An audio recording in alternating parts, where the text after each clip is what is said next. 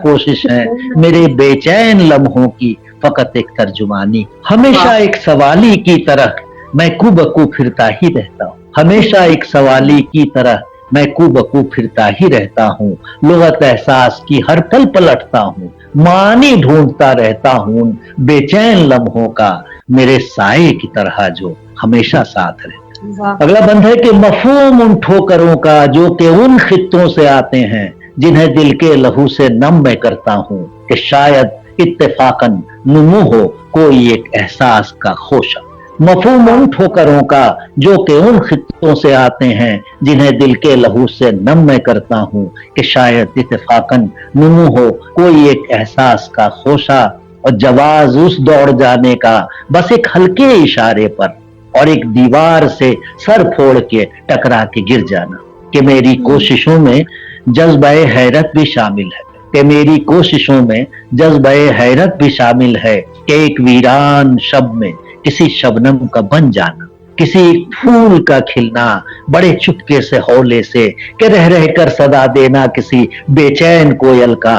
खजा में हर घड़ी बदलाव का मंजर, हजारों पैकरों का हर घड़ी बनना, बिखर जाना मुझे हैरान करता है। वाह, बहुत मैं जब भी देखता हूँ पेट की हिद्दत से निकले उन सवालों को जिन्हें हल करने की नाकाम कोशिश में पड़ी है सर बसजदा लाखों करोड़ों की ये बेबस भीड़, किसी मगरूर बेदिल हैवान के आगे, उन्हीं हैवानों के आगे जो जालिम बादशाहों के किसी एक सिलसिले के है, बदल कर रूप अपना हर अहद में आ ही जाते हैं। कभी मखमल, कभी खाकी, कभी खद्दर में पोशीदा, तो मेरा दिल मसलता है, बहुत बेचैन होता हूँ। मैं जब भी देखता हूँ पेट की हिद्दत से निकले उन सवालों को जिन्हें हल करने की नाकाम कोशिश में पड़ी है सर बसजदा लाखों करोड़ों की ये बेबस भीड़, किसी मगरूर बेदिल हैवान के आगे, उन्हीं हैवानों के आगे जो जालिम बादशाहों के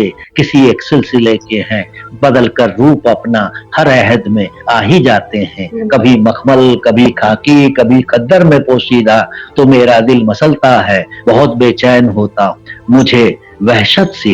मुझे वहशत सी है उन खंजरों भालों से बर्छी से जो निकले हैं मज़ाहिब के बड़े ही पाक सीने से। नहीं है बख्शता बच्चे को भी जिनका मुकद्दस अदल, अजब है आसमानी पांव जो इंसान की लाशों पर खड़े होकर जन्नत और जहन्नुम बांटते हैं, नरक और स्वर्ग का व्यापार है करते, कि जो के खुशबुओं रंगों को भी तकसीम करते हैं। बहुत ही मुस्तरिब होता हूँ मैं, बेचैन होता हूँ, कि मेरे पास बस बेचैनियां हैं और नहीं कुछ भी, कि मैं हैरान हूँ, वहशत ज़दा हूँ, मुस्तरिब हूँ मैं। इन्हीं बेचैनियों को बेबसी के खास लम्हों में मैं कोई शक्ल देना चाहता हूँ। इन्हीं बेचैनियों को बेबसी के खास लम्हों में मैं कोई शक्ल देना चाहता हूँ, और फिर बेबस में होता हूँ कि गूंगी हैं सदाएं, मानी लफ्ज के सब खो चुके हैं। मेरी आवारगी की कोई भी मंजिल नहीं मिलती, मेरी बेचैनियों का हल मुझे शायद न मिल पाए। बहुत खूब, बहुत तसलसल, बहुत उम्दा अल्फाज, और सबसे बड़ी बात आपने ये जो तफरके की बात जो हमारी सोसाइटी में जो हो रहा है, डिस्प्यूट है, उसको भी आपने काफी अच्छी तरह उजागर किया अपनी शायरी के जरिए। तो ये एक मैसेज भी है, एक पॉजिटिव मैसेज भी जा रहा है, तो बहुत ही काबिल तहसीन, काबिल सिताइश आपका कलाम।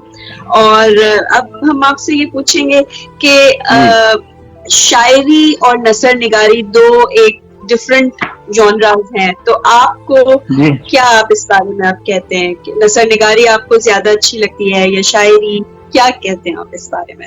देखिए, एक चीज होती है कि आपको आपके दिल से निकलती है, आपको अच्छी लगती है, और एक चीज होती है जो आप चाहते हैं कि आप करें, एक आपकी ख्वाहिश होती है। दो चीजें होती हैं। तो जो मेरी नज़में हैं या जो मेरी गजलें हैं वो आती रही हैं, वो कहीं भी आ जाती हैं, कभी भी आ जाती हैं। कोई जैसे मेरे घर में बाहर का कोई आदमी आता आए, अगर जिसको बाहर का कहते हैं, मेरे लिए तो कोई नहीं है बाहर का, लेकिन वो कहते हैं तो वक्त लेकर आते हैं। 10 बजे के पहले आएंगे, रात में 8 बजे आएंगे, 1 बजे रात में कोई नहीं पहुंचेगा मेहमान, इस तरीके से।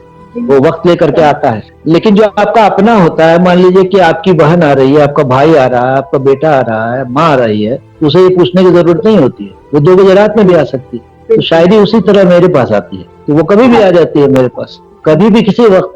लेकिन जो ये होता है मतलब नस्म निगारी जो है, उसमें आपको बैठना पड़ता है, बैठ करके आपको एक वक्त बना करके लिखना पड़ता है। कहीं भी आप नहीं लिख सकते। आप सड़क पर जा रहे हैं और एक शेर आ रहा है, तो आप उसी वक्त, चूंकि आजकल मोबाइल की फैसिलिटी है, उसी वक्त आप एक शेर लिख ले सकते हैं। लेकिन एक कहानी आप नहीं लिख सकते हैं। कहानी के लिए आपको बड़ा ही क्या कहते हैं, रेगुलेट करना पड़ेगा, ऑर्गेनाइज करना पड़ेगा अपने को। और ये जो चीज है एकदम डिसऑर्गेनाइज चीज है, ये दीवानापन है, यही मानिए। अगर शायरी है, मजनू जैसे सहरा में भटक रहा था और नमाज पढ़ता हुआ जो आदमी था वो नजर नहीं आया और वो भटक रहा था, वैसे ही शायरी है भटकने वाली चीज। और जो नस्र निगारी है वो है कि कहीं पर बैठ करके कोई आदमी, कोई बड़ा ही संत, बड़ा ही फकीर बैठ करके लोगों को किसी चीज के बारे में, किसी फलसफे के बारे में, चाहे वो यही हो, रूहानी फलसफा ही हो, उसके बारे में बैठ कर एक जमात को समझा रहा है, यानी आधे घंटे बैठ रहा है, तो वो अच्छी चीज ही है, लेकिन बैठना पड़ रहा है। यही तो मैं बैठ नहीं पाता हूँ, मेरे साथ ये प्रॉब्लम है। और मुशाहिदा है, बहुत सारे वाकयात हैं जिंदगी के, बहुत सारे किरदार हैं जो तबीयत होती है कि जिसको लिखा जाए, जिसको आप नज्म में नहीं डाल सकते हैं या गजल में, शेर में वो नहीं आ सकते,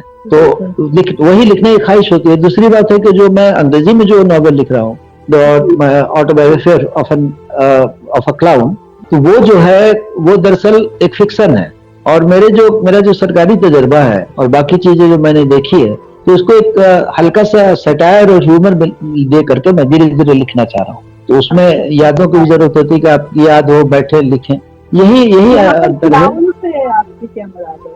क्लाउन मतलब जोकर। क्लाउन का मतलब ये है कि in this system in which we live, we can't, the man who is on right track can't be called a hero. He is the clown of the system. He is the joker of the system.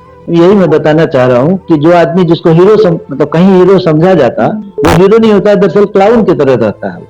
वो odd man out होता है, जो आदमी honesty या सही रास्ते पर या वैल्यूज और कदरों को लेकर के चलता है, ये है। और जो हिंदी, हाँ, और हिंदी वाली जो नॉवेलों, मैं ये लिखना चाह रहा हूँ कि पिछले कई 40-50 सालों में कल्चर जिस ढंग से डिजेनरेट हुआ है। अगर आप छोटे शहर को सैंपल बनाते हैं, मैं अपने शहर को सैंपल बना करके लिख रहा हूँ, फॉरबिसगंज को, तो वो छोटा शहर, जब पहले बहुत सारे फंक्शंस होते थे, बंगाली लोग थे, दुर्गा पूजा करते थे, कलकत्ता से लोग आते थे, हारमोनियम सिखाते थे, और अब उन सारे लोगों ने दुकानें खोल ली। कोई भी फंक्शन नहीं होता है, कोई कल्चरल फंक्शन नहीं होता है। कल्चर जिस तरीके से डिमिनिश्ड हुआ है, वो एक आदमी जो मेंटली डिप्रेस्ड है उसको सामने रख करके मैं लिखना चाह रहा हूँ। और करीब 100 साल के अंदर में जो कल्चर डिमिनिश किया है पूरा, और मज़ाहिया अंदाज में, अच्छे अंदाज में। आपने यहाँ पर अभी कल्चर की बात की कि डिमिनिशिंग हो रहा है कल्चर, तो आपने बहुत अच्छा एजुकेशन डिपार्टमेंट में भी काम किया है, और मैं भी एक उस्ताद हूँ, तदरीस करती हूँ। तो क्या आप ने भी यही फील किया है कि ग्रेजुअली स्टूडेंट्स के बिहेवियर में और उनकी कर्टसी के लेवल में फर्क आ रहा है? क्या आप भी ये फील करते हैं? देखिए, कर्टसी के लेवल में फर्क आने की वजह है, बहुत सारी वजह होती है, जरूर फर्क आ रहा है। तो आप दूसरे ढंग से भी देख सकती हैं। मेरी जो अहलियां हैं वो भी पढ़ाती हैं, वो भी टीचर हैं +2 में, वो भी बच्चों को पढ़ाती हैं। और वो पढ़ाती हैं, तो आज भी अपना तजुर्बा वो डिस्कस कर रही थी। बच्चे बहुत मानते हैं, जो 12th के बच्चे, 10th 12th के बच्चे, वो बहुत चाहते हैं, क्योंकि वो पढ़ाती हैं ढंग से और एक एक बच्चे का ख्याल रखती है अपने बच्चे की तरह। तो ये दो तरफा होती है ये बातें। तो वही लड़का जो बड़ा बदमाश होता है दूसरे उस्तादों के सामने, इनके सामने नहीं रहता है। हाँ जी, ये तो वो फील करता है अपनापन, लगता है कि अब मेरे बारे में ये सोचती हैं। तो वही होता है कि पहले के जो उस्ताद हमारे थे, मेरे वक्त में, मैं अपनी अहलिया के वक्त में नहीं कह रहा हूँ, चूंकि अहलिया मुझसे 19 साल छोटी, तो इसीलिए उनका जमाना हाँ, तो चूंकि हमारा एक वो लव मैरिज था, मैं तो शादी ही नहीं कर रहा था पहले से, तो मैंने at the age of 52 I got married. तो और ये उस वक्त मुझसे 19 साल छोटी थी। तो वो जो है, और वो भी लिखती हैं, वो हिंदी में कविता लिखती हैं। तो वो उनका तजर्बा जो है, उनके जो उस्ताद थे, जो मेरे जो उस्ताद थे और मेरे फादर के जो उस्ताद थे, बहुत फर्क तो है इनमें, क्योंकि वो कुछ लोग वैल्यूज पर जीते थे, कदरों पर जीते थे। आज वो माना नहीं, आप कदर कदर कदर पर जो लोग जीते हैं, वैल्यूज पर जीते हैं, उनके सामने मरने की नौबत आ जाती है, तो उनको समझौता करना पड़ता है। छोटी सी